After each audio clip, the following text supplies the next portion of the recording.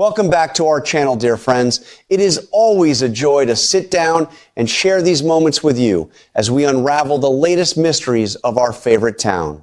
Grab a warm cup of tea, settle into your favorite chair, and let us dive straight into the heart of the drama unfolding today. Looking at the shifting landscape of Port Charles, I find myself deeply captivated by the complex and often tragic trajectory of Jordan. For years, we have watched Jordan navigate the treacherous waters of law enforcement, family loyalty, and political ambition with a grace that few characters possess. Recently, she took on a monumental risk, stepping into the shadows to work undercover within Jen Sidwell's dangerous organization. With the blessing of Mayor Laura Collins, Jordan essentially sacrificed her own safety and public standing to infiltrate a criminal empire from the inside. It was a classic, heroic move that reminded me of the fierce, determined police commissioner she once was. But now, with Sidwell on the run and his organization crumbling, a profound question hangs heavy in the air. Can Jordan seamlessly step back into the light and reclaim her rightful place as deputy mayor? On paper, it seems like a well-deserved reward for her bravery. However, as any longtime viewer of General Hospital knows, the path to redemption and stability is never that simple, especially when matters of the heart are involved.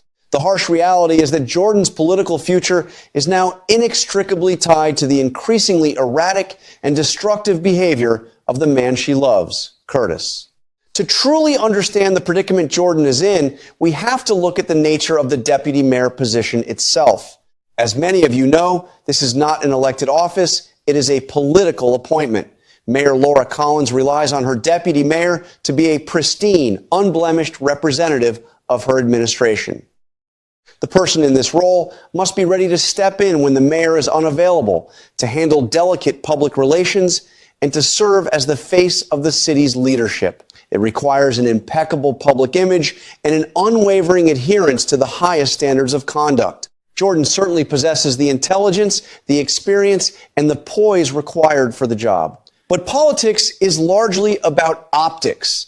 And right now, the optics surrounding Jordan's personal life are nothing short of a nightmare. Being romantically linked to a man who is currently facing severe criminal charges is a political liability of the highest order. It breaks my heart to see Jordan, a woman who has fought so hard to rebuild her life and her career, being dragged down by the very person who should be lifting her up. This brings us to the tragic unraveling of Curtis. For a long time, Curtis was the steady rock, the protector, the man who would move mountains to keep his family safe. But lately, we are witnessing a terrifying transformation. His violent, unprovoked assault on Isaiah Gannon, which resulted in Isaiah suffering a broken arm, was a shocking display of uncontrollable rage. This was not a private disagreement behind closed doors. It was a public spectacle that sent shockwaves through the community. I find myself wondering how a man so grounded could lose his temper so completely. Curtis has been acting like a belligerent, aggressive drunk, lashing out at the world even when he is completely sober. He has allowed his pride and his anger to override his common sense, and in doing so, he has severely damaged his own reputation. Port Charles may be a bustling city, but it operates like a small town when it comes to gossip and scandal. The damage to his public standing is already done. And as a prominent business owner running the Savoy, his actions reflect poorly not just on himself, but on everyone associated with him. For Jordan, the implications of Curtis's behavior are devastating. How can she possibly stand at a podium representing the mayor's office while reporters hurl questions at her about her boyfriend's felony assault case? The public might be forgiving of many things, but they are rarely forgiving of hypocrisy. Jordan has her own physical and emotional scars from the horrific accident that nearly claimed her life. She has bravely accepted those scars, and I believe the public would embrace her resilience and her strength. They would not judge her for the tragedies she has survived. However, they will absolutely judge her for choosing to align herself with a man who violently attacks others in broad daylight. The citizens of Port Charles expect their leaders to uphold the law, not to harbor those who break it. Curtis has become a massive, undeniable burden on Jordan's political aspirations, and the weight of that burden is slowly crushing the life out of their rekindled romance. I have watched Jordan try to manage this escalating crisis, and it is truly painful to witness. She has explicitly warned Curtis that he needs to rein in his temper. She has pleaded with him to see reason, to understand the precarious position he is putting them both in. But Curtis, in his stubbornness, seems incapable of grasping the severity of the situation. The tragedy here is that the damage cannot be undone. The assault happened, the police were involved, and the legal machinery is already in motion. Jordan is fundamentally a woman of the law. She spent years as the police commissioner, dedicating her life to justice and order. To watch the man she loves blatantly disregard the law and resort to street violence creates an irreconcilable conflict within her soul. She is being torn apart by her love for Curtis and her intrinsic need to do what is right. Some might wonder if Jordan could simply ask Curtis to keep their relationship a secret until the dust settles. Could they hide their love from the public eye, sharing their lives only behind closed doors and with trusted family members? While it sounds like a pragmatic solution, I believe it is entirely unrealistic for two people as prominent as they are. Curtis is a well-known figure, the owner of a popular nightclub, and a man who prides himself on standing tall. He is not the type of man who would ever accept being treated like a dirty little secret. I can easily imagine his reaction if Jordan were to suggest they hide.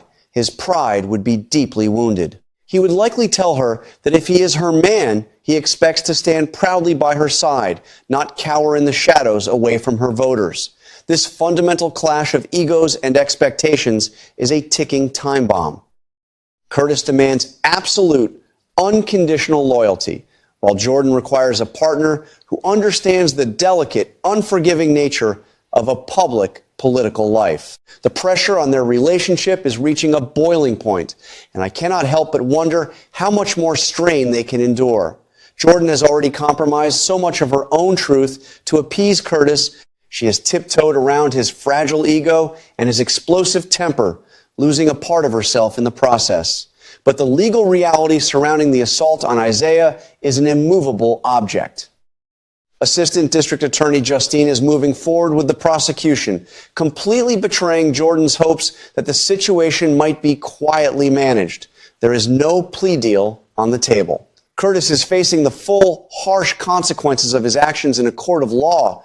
He is desperately hoping to hire Alexis Davis to represent him, but even the best legal defense cannot erase the public stain of his violent outburst. The walls are rapidly closing in on him, and by extension, they are closing in on Jordan.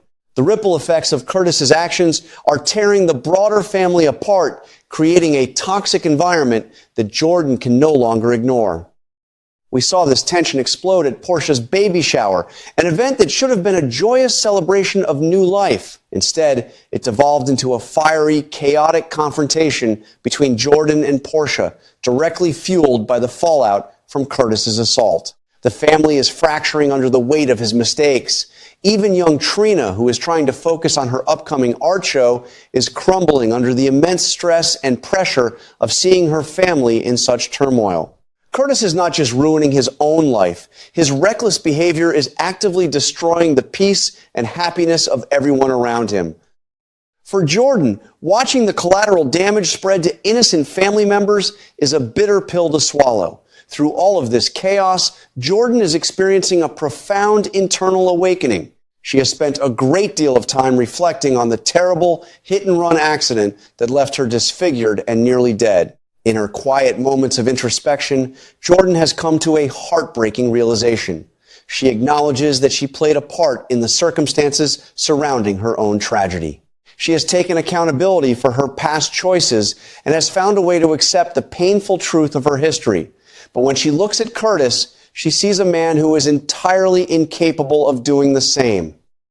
Curtis refuses to accept the reality of his own flaws. He deflects blame, justifies his anger, and stubbornly refuses to admit that he is the architect of his own downfall. This stark contrast in their emotional maturity is the ultimate wedge driving them apart. Jordan has grown through her pain, while Curtis is allowing his pain to regress him into a violent, unpredictable man. It is this realization that finally pushes Jordan to the breaking point. After years of fighting for their love, after enduring the ups and downs of their complicated history, Jordan makes the most difficult and agonizing decision of her life.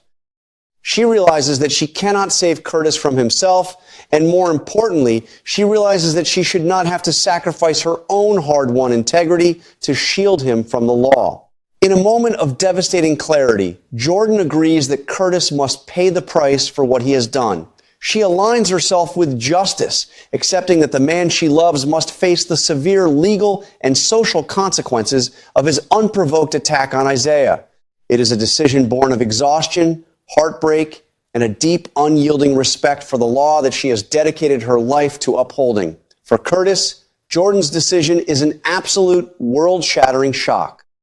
He has always operated under the assumption that his loved ones would blindly defend him, no matter how egregious his actions. To have Jordan, the woman he fought so hard to win back, look him in the eye and agree that he deserves to be punished is a blow he never saw coming.